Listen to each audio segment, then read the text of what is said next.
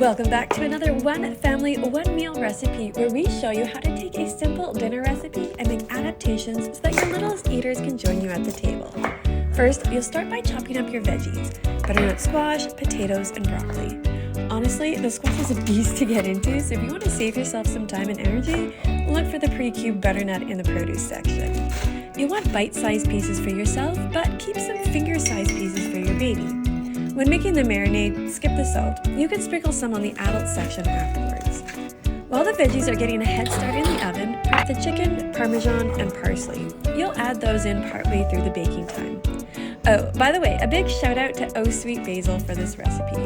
You can find the adaptations we've made to make it baby friendly and a link to the OG recipe on our blog.